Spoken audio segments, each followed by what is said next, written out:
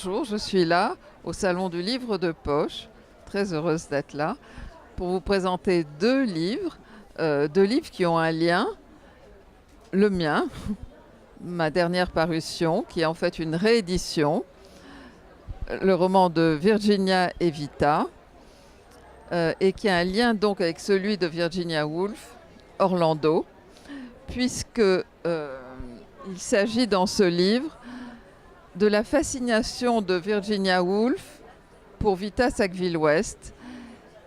Il s'agit de la genèse d'une œuvre et comment elle va transformer Vita en personnage de roman, Orlando.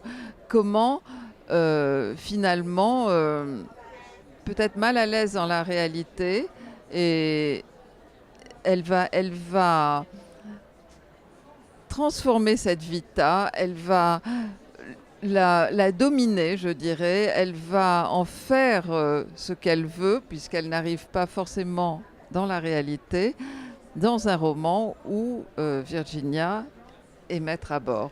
Alors que dans la vie, Vita, qui est une aristocrate, Vita, qui est une femme du monde, qui habite un château, la domine peut-être un peu. À mon coup de cœur,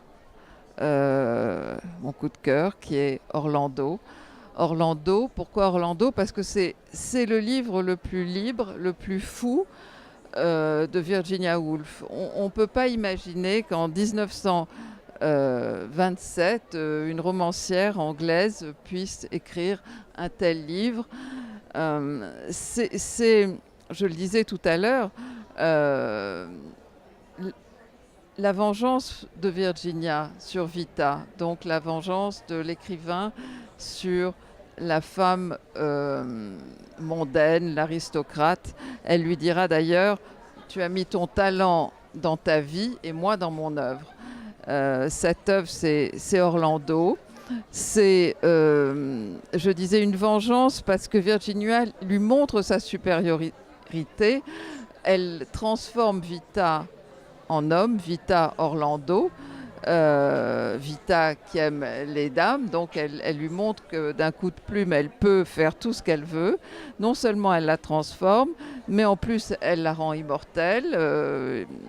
Orlando vivra 3 siècles et pourra hériter du château de Knowles, que dans la vie, Vita ne pourra malheureusement pas pour elle, et en sera dépossédée par son cousin.